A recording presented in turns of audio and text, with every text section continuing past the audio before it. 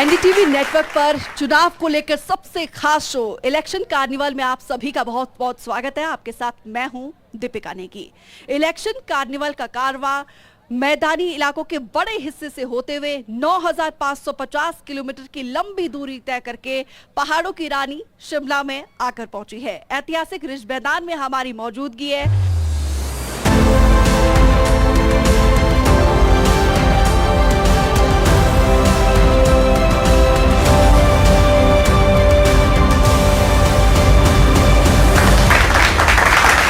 और यहाँ पर देखिए हिमाचल प्रदेश के लोग जितने सीधे सरल होते हैं, जितनी हसीन यहाँ की वादियां हैं, उतना ही सियासत का पेच इन दिनों फंसा हुआ है। सियासतदानों से भी हमारी बातचीत होगी, लेकिन उससे पहले हमारे बीच पहुंच रहे हैं पहाड़ी किंग के नाम से मशहूर, नाटे किंग के नाम से मशहूर कुलदीप सिंह का। जोरदार तालियों से स्वागत कीजिए कुलदीप सिंह।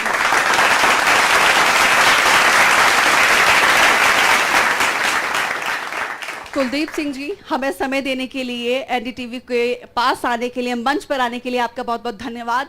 देखिए यहाँ पे जनता खचाखच भरी हुई है क्योंकि 1 तारीख को लोकसभा चुनाव के लिए वोट डाले जाएंगे और उससे पहले यहाँ के कल्चर को भी हम दिखाना चाह रहे हैं। आपके जरिए देखिए मंच तैयार है, जनता आपको सुनने को बेकरार है। आप प्लीज।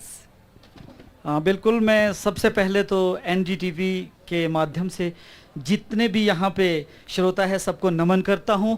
और सबसे पहले मैं कहूँगा कि वोट देने हमें ज़रूर जाना है। जाएंगे ना सब, जितने भी आए यहाँ पे है ना, सब वोट डालेंगे क्योंकि 1 तारीख का दिन होगा। तो आप जाकर वोट डालें। तो सबसे पहले उस एक गाना में बिल्कुल वोट जो हम डालते हैं उस पर मैंने एक गाना बनाया है, तो उसी तरह का एक गाना मैं आपके लिए गाऊंगा।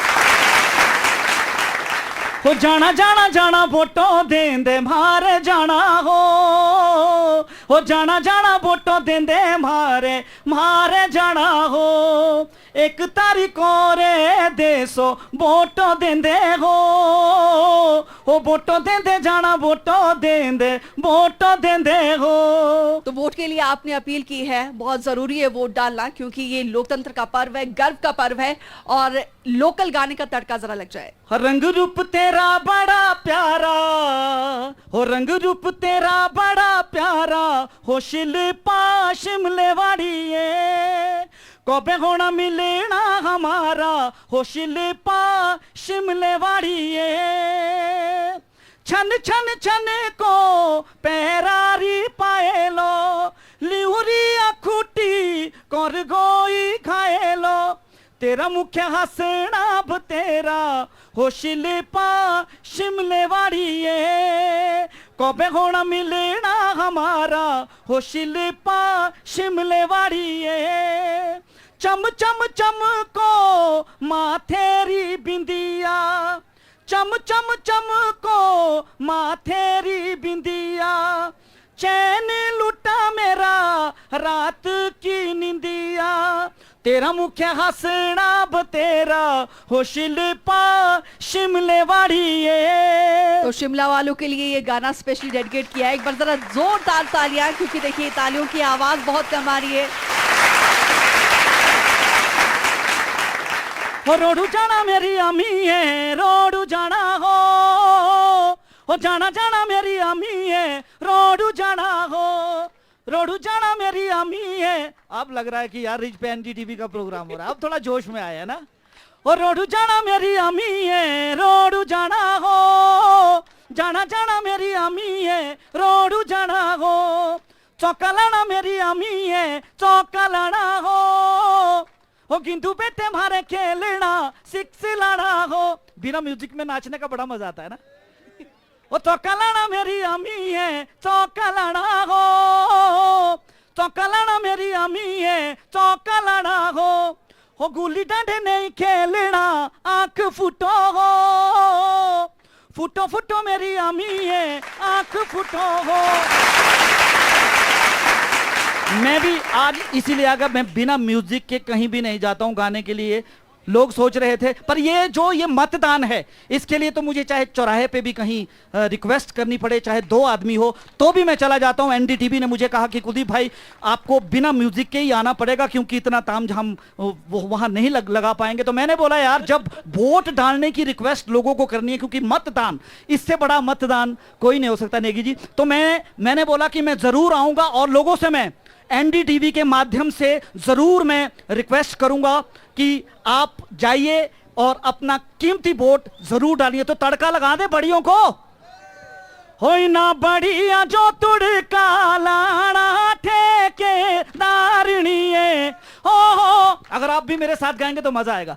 होई ना बढ़िया जो तुड़का लाना ठेके, अरे मेरी अकेले की इतनी आवाज यार। होई ना बढ़िया जो तुड़का, क्या बात है कपिल जी, हो ठेके ओ मारे बोटो दे दे की तारीखों जाना वे केदारनिए हो ठेके दारनिए। Thank you thank you thank you thank you so much. आपने ना सिर्फ यहाँ पे लोकलाइट्स का, स्थानीय लोगों का ध्यान रखा, बल्कि जो टूरिस्ट, क्योंकि शिमला टूरिस्टों के लिए जाना जाता है, टूरिस्टों का भी खास ख्याल रखा है। लोगों से वोट की अपील की है जो कि बहुत जरूरी है, और हमारे लिए आप स्पेशली आए हैं। आपका एक बार फिर से बहुत बहुत धन्यवाद। Thank you ma'am, thank you thank you.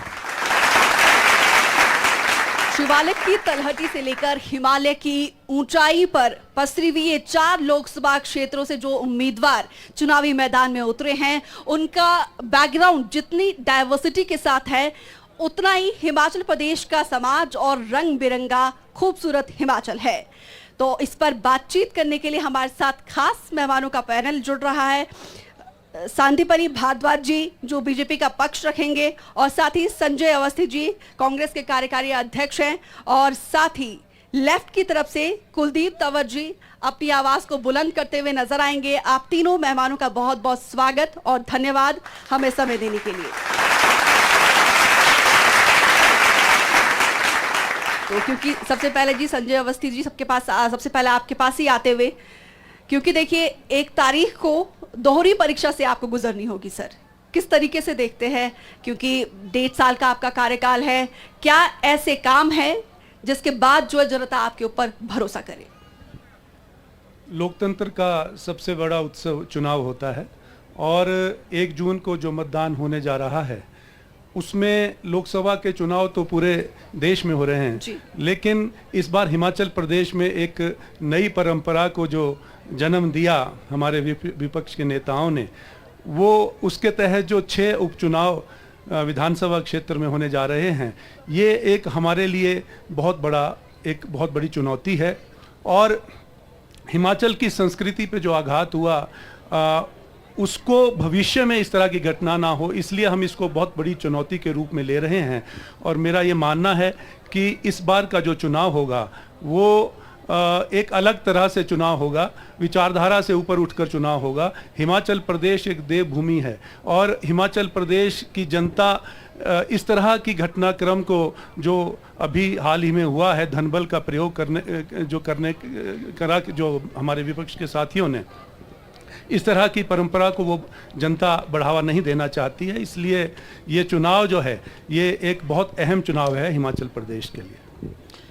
तो अहम चुनाव है, इसीलिए देश की निगाहें जो है हिमाचल प्रदेश की सियासत पर टिकी हुई है। अब सांदीपनी जी आपके पास आते हुए, क्योंकि 2nd टाइम आप लोगों ने सिटिंग एमपी को चुनावी मैदान में उतारा है, एंटी इनकम्बेंसी भी है, और बहुत सारे आरोप यहाँ पे विपक्ष की तरफ से, कांग्रेस की तरफ से लगाए जा रहे हैं।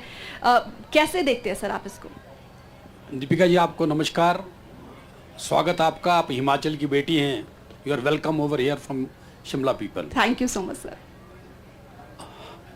मेरे भाई ने बात यहाँ से शुरू की कि धनबल का प्रयोग। मेरा मानना ये है कि इस सरकार में जब उनके विधायक ही दुखी हैं तो आम जनता का क्या हश्र होगा,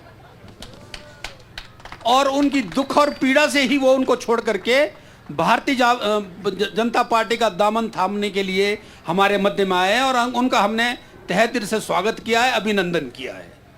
जहाँ तक बात इस लोकसभा के प्रत्याशी की है और जीत की है, दीपिका जी, हमने पिछली बार 6 लाख मत इस लोकसभा में लिए थे और कांग्रेस को मात्र 2,70,000 वोट मिला था। लगभग हम 3.25 लाख मतों से ये चुनाव जीते थे इस लोकसभा का। ये विक्ट्री इस बार 4 लाख से ऊपर क्रॉस करेगी, इस बात की हम आपको गारंटी देते हैं कि ये मोदी की गारंटी है। यही बात आपसे कर रहा हूं। कुलदीप जी, मोदी की गारंटी को लेकर बीजेपी के हौसले एकदम बुलंद है और कांग्रेस भी बड़े ही जबरदस्त तरीके से वेलकम बैक कर रही है, लेकिन आप लोग कहाँ हैं सर? आप लोगों की मौजूदगी कहीं दिखाई नहीं देती है। देखिए, आपके बाद आम आदमी पार्टी आई, अब नेशनल पार्टी वो बन चुकी है, लेकिन आप लोगों का तो अब एग्जिस्टेंस दिखाई नहीं दे रहा है। आपका बहुत बहुत धन्यवाद और सभी दर्शकों को नमस्कार। सीपीआईएम कम्युनिस्ट पार्टी मार्क्सिस्ट ये बहुत हिमाचल प्रदेश में बहुत छोटी पार्टी है। वैसे ये नेशनल रजिस्टर्ड पार्टी है, रिकॉग्नाइज्ड पार्टी है, मगर हिमाचल प्रदेश में तीसरे विपक्ष के रूप में इसे जाना जाता है। शायद इस बार विधानसभा में भी नहीं है, मगर सड़कों पे आम आदमी के, मजदूर, किसान और लोगों के मुद्दों को लेकर ये लोगों के बीच में रहती है। और इस बार कि जो भी एक एक्स्ट्रा ऑर्डिनरी सिचुएशन है, उसके तहत जो एक राष्ट्र के स्तर के ऊपर इंडिया गठबंधन बना है, सीपीआईएम उसका हिस्सा है और हिमाचल प्रदेश में गठबंधन का, इंडिया गठबंधन का एक ये प्रयास है कि हिमाचल प्रदेश में सभी सीटों के ऊपर सीपीआईएम, कांग्रेस, क्योंकि यहाँ पर मुख्य गठबंधन की जो पार्टी है वो कांग्रेस है, उसका सपोर्ट कर रही है।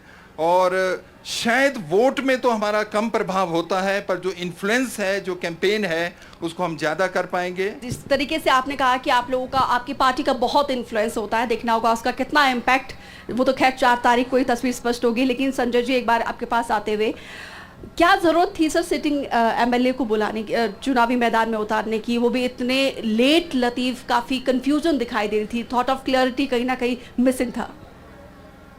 ये अपने आप में माननीय मुख्यमंत्री जी का आत्मविश्वास दर्शाता है।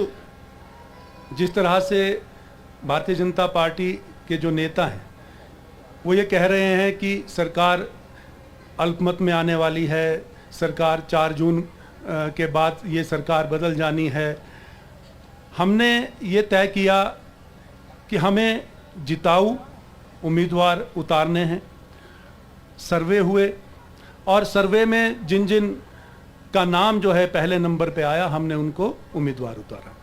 और उसमें शिमला पार्लियामेंट से और मंडी पार्लियामेंट से हमारे 2 विधायक विनोद सुल्तानपुरी जी और विक्रमादित्य जी को हमने उम्मीदवार उतारा है।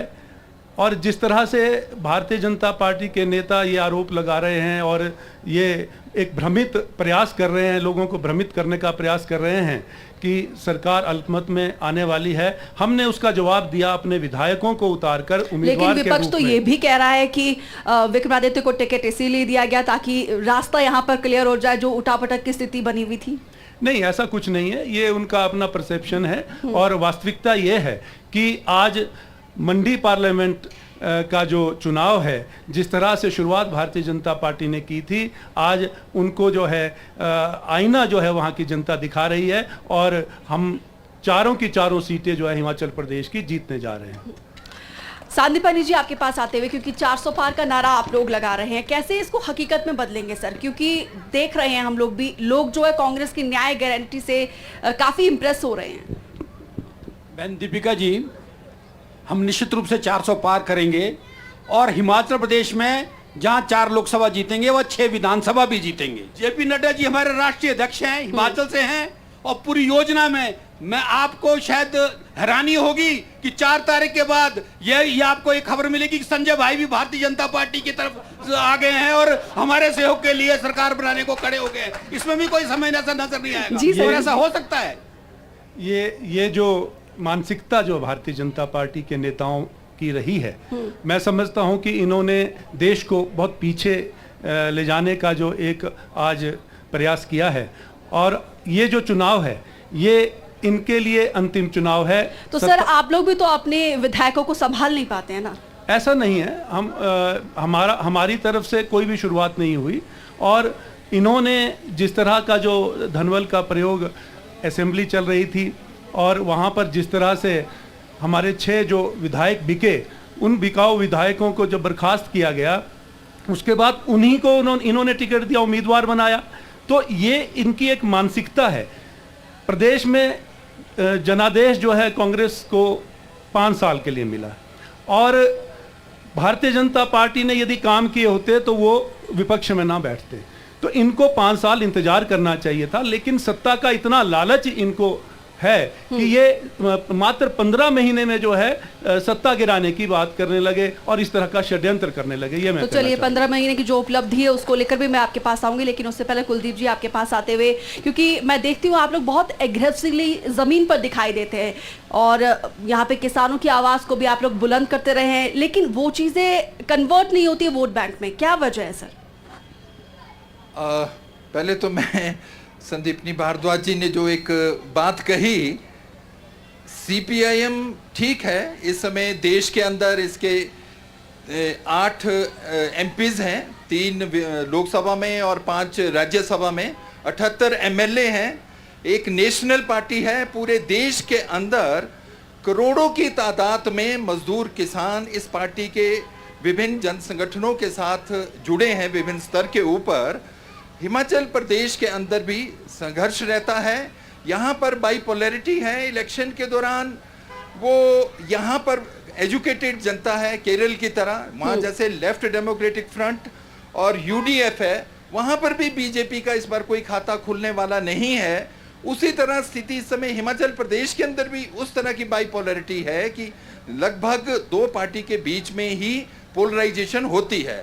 मगर इस समय जो देश के अंदर की स्थिति है, जो गठबंधन बना है, और इस समय जिस तरह संविधान खतरे में है, इस देश का जनतंत्र खतरे में है, तो जो आम जनता है, ये चुनाव केवल राजनीतिक दल नहीं लड़ रहे हैं जो हमने जमीनी स्तर पे देखा है।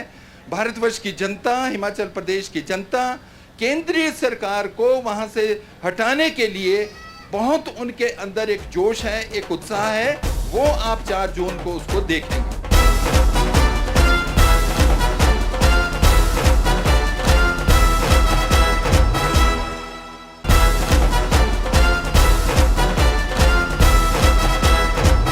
इंतजार रहेगा सर 4 जून का। लेकिन संजय अवस्थी जी, अब आपके पास आते हुए, क्योंकि आप लोगों ने विधानसभा के चुनाव हिमाचल और हिमाचलियत के साथ साथ गारंटी पर लड़ा था, 1.5 साल में आप लोगों ने ऐसे कौन से काम करके दिखाए हैं जिसका कहीं ना कहीं रिजल्ट जो है लोकसभा चुनाव में आप लोगों को देखने को मिलेगा कि आखिर जनता आप लोग के ऊपर क्यों भरोसा करे? क्या आप लोगों ने ऐसे करके दिखाया है?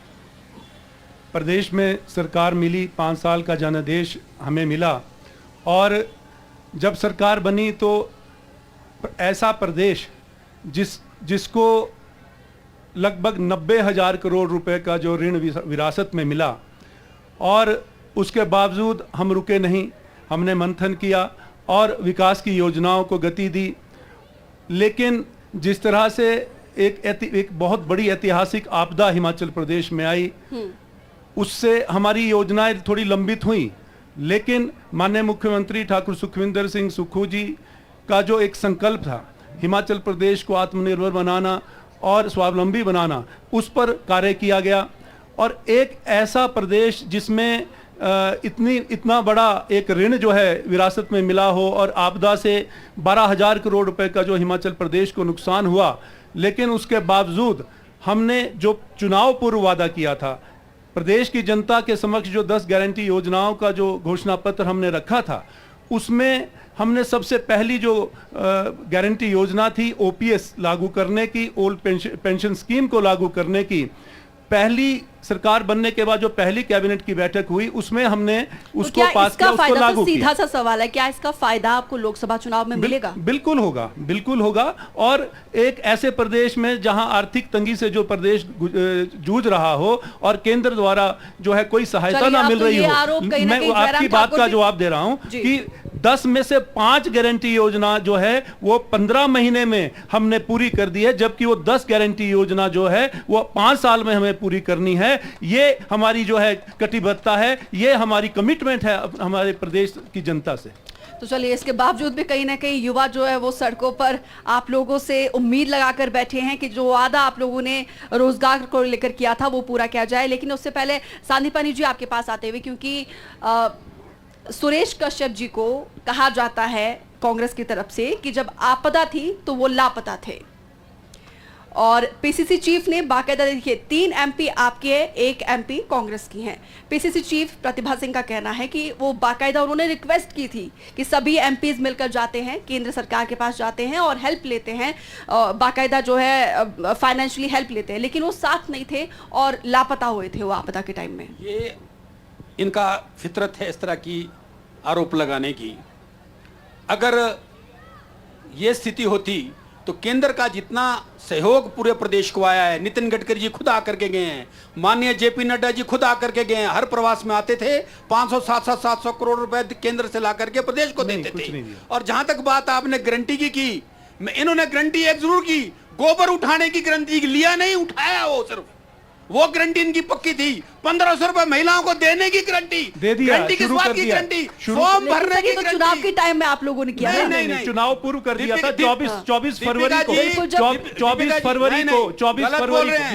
दीपिका जी 1500 रुपए का फॉर्म भरने की गारंटी जरूर दी इन्होंने, गोबर उठाने की गारंटी दी, 24 फरवरी को माननीय मुख्यमंत्री जी ने लाहौल स्पीति से 1500 रुपए देने की बात करी, लेकिन इन्होंने ये लोग इकट्ठे होकर गए जब चुनाव का डंडा सिर पे बजा, 2,31,000 महिलाओं को, पात्र महिलाओं को वो मिलना था, तो ये लोग इकट्ठे होकर चुनाव आयोग गए। इन्होंने वो 1500 रुपए जो मिल रहा था, मिलना शुरू हो गया था, नहीं मिला।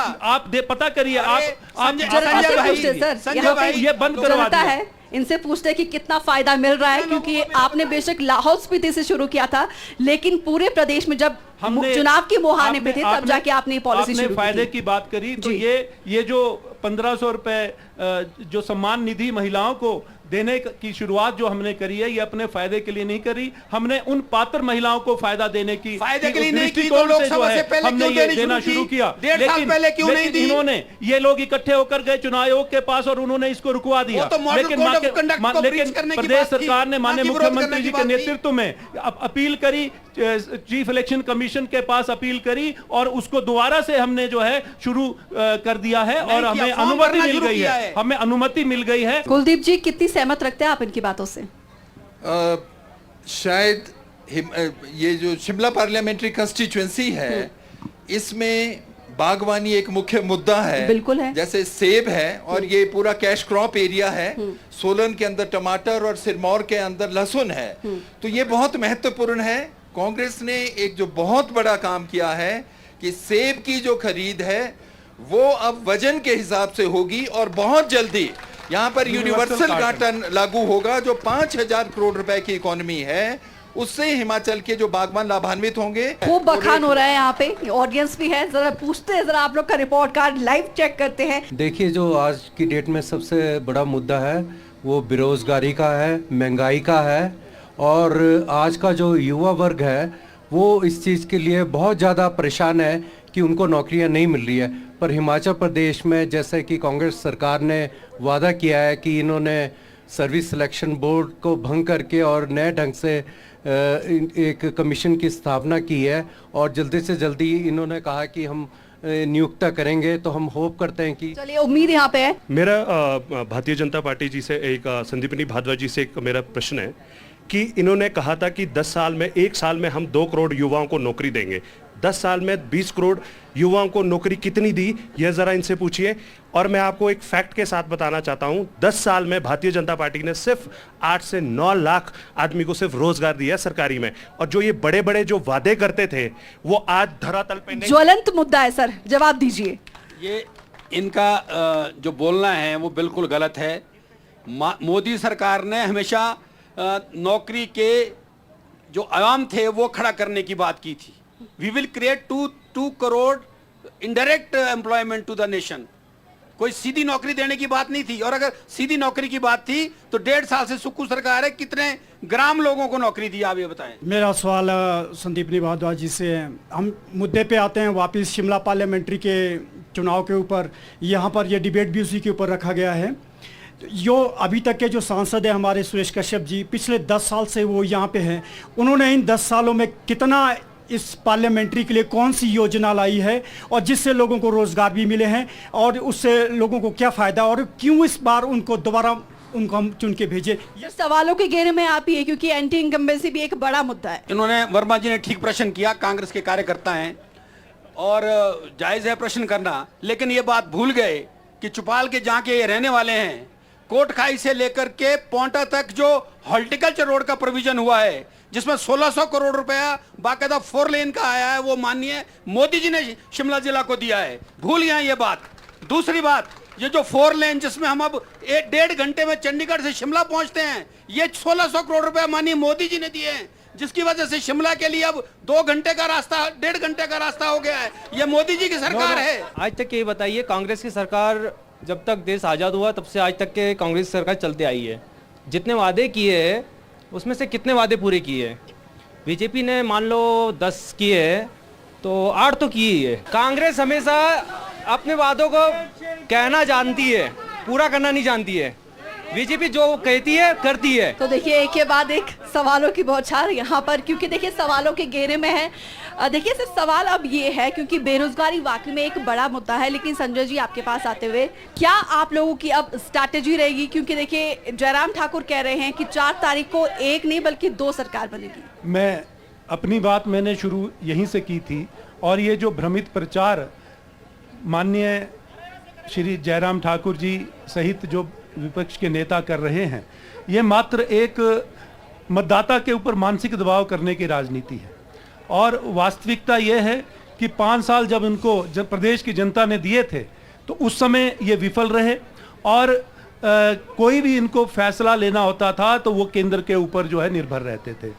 लेकिन मैं ये कहना चाहूँगा कि ये जो 15 महीने का जो प्रदेश सरकार का कार्यकाल रहा है माननीय मुख्यमंत्री ठाकुर सुखविंदर सिंह सुक्खू जी के नेतृत्व में, ये एक ऐतिहासिक कार्य जो है इस छोटे से 15 महीने के कार्यकाल में किए हैं। आपदा आई, मैं ये प्रश्न नहीं पूछूंगा कि आपदा के समय में जो आज भारतीय जनता पार्टी के प्रत्याशी बने हैं, पूर्व में सांसद थे, वो कहाँ थे, क्योंकि जनता ये प्रश्न पूछ रही है, और ये हर एक जनता यहाँ पर जो बैठी है वो प्रश्न पूछ रही है। क्योंकि देखिए आपदा को लेकर ये बीजेपी का कहना है कि 1782 करोड़ रुपए बाकायदा केंद्र की तरफ से लाए गए थे, उसका आप लोग जिक्र ही नहीं करते। हम जो है आपदा राहत राशि की बात कर रहे हैं। नहीं चाहते ये जो राशि है, ये अगर आपदा नहीं भी आती तो ये प्रदेश को मिलनी तय थी। और जो ये इन्होंने गडकरी जी की बात करी, गडकरी जी ने कुल्लू मनाली का दौरा किया और उन्होंने 200 करोड़ रुपए का कहा कि हम 200 करोड़ रुपए की राशि मैं तुरंत प्रभाव से भेजूंगा, लेकिन वो 200 करोड़ रुपया उनके द्वारा जो कहा गया था, आज तक वो पैसा नहीं आया है प्रदेश को। ये आंकड़े बताते हैं 19.80 करोड़ माननीय हमारे सांसद ने इस शिमला पार्लियामेंट में खर्च किए। किस पे खर्च किया? आपदा राहत राशि नहीं, हम आपदा राहत राशि की बात कर रहे हैं। आपदा राहत, माननीय नड्डा जी हमारे राष्ट्रीय अध्यक्ष थे, उन्होंने अपना पूरा जो उनका पैसा था वो आपदा राशि के लिए आपको दिया या नहीं दिया? नहीं दिया, नहीं दिया, बिल्कुल नहीं। हम केंद्र सरकार द्वारा जो राहत राशि की मांग प्रदेश सरकार ने की थी, जो क्लेम तक नहीं दिया, इन्होंने हमने 10,000 करोड़ रुपए की जो। ठीक है सर, क्योंकि ये बेशक राष्ट्रीय मुद्दा था, लेकिन सांदीपानी जी अब आपके पास आते हुए पीएम मोदी ने खुद उन्होंने इस बात का जिक्र किया था, क्योंकि शिमला सोलन जो है एप्पल बेल्ट है, इंपोर्ट ड्यूटी उन्होंने 100% करने का उन्होंने वादा किया था, लेकिन ये अब घट गया है सर। ये मैं आपको इस बात को स्पष्ट कर दूं, बहुत अच्छा प्रश्न आपने किया, मुझे लगता था कि आप जरूर प्रश्न पूछेंगे। हिमाचल प्रदेश की इकोनॉमी लगभग 5,000 करोड़ की एप्पल की इकोनॉमी है। मेरे मित्र कांग्रेस, ये जो कम्युनिस्ट मित्र हैं, बार बार ये बोलते हैं कि भी फलाना किया, हमने नारे लगाए, सड़क में लगाए। अल्टीमेटली डिलीवर करने की बात है। मैम सबसे पहले जो प्रोसेसिंग प्लांट था वो दौलत राम चौहान ने 77 में परवाणु में लगाया, और दूसरा प्रोसेसिंग प्लांट पराला में ठाकुर जयराम ने लगाया, और खाली प्रोसेसिंग प्लांट ही नहीं लगाया, उन्हें पेक्टिन का यूनिट भी साथ में लगाया, कि ताकि जो पल्प है उस पल्प से हम पेक्टिन बनाएं, जूस बनाएं। और इसके बाद मैंने अपनी बात, उसके बाद ये स्टोर वहां पे लगा, वो उन्होंने लगाया। अब आपने दूसरा प्रश्न की बात की। प्रदेश की इकोनॉमी जो है 5,000 करोड़ रुपए की बागवानों के ऊपर निर्भर करती है, और मैं जो बागवानी को लेकर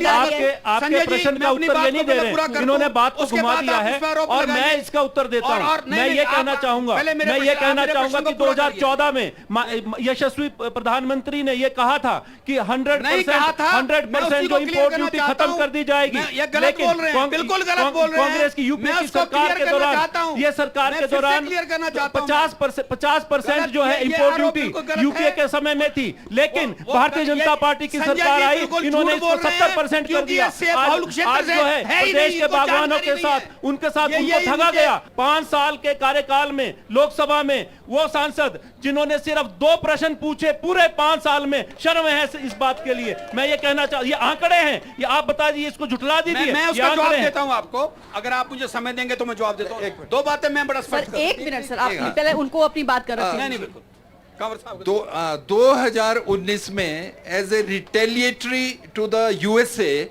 उस समय जो इंपोर्ट ड्यूटी सेब के ऊपर थी वो 70% थी, पर अभी G20 के मद्देनजर केंद्रीय सरकार ने, मोदी जी ने उसको घटा करके 50% कर दिया।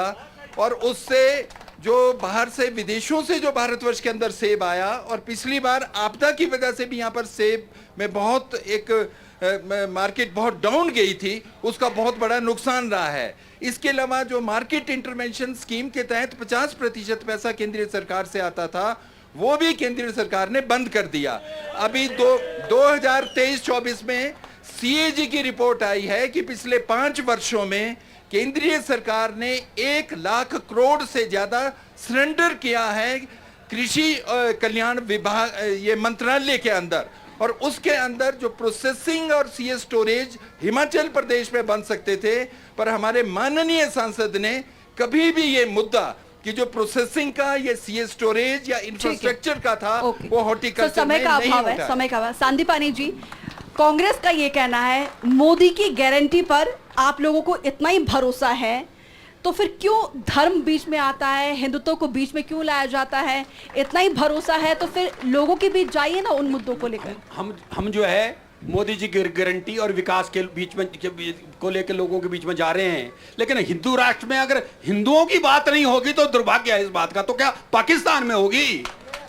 नंबर 2 बात, मैं इस बात को क्लैरिफाई करना चाहता हूं। संजय भाई ने जो बात बोली, हिमाचल प्रदेश के एप्पल की इकोनॉमी को बर्बाद करने वाले वो व्यक्ति हैं जिन्होंने शिमला में बर्बाद करने के बाद अब कांगड़ा में चुनाव लड़ रहे हैं।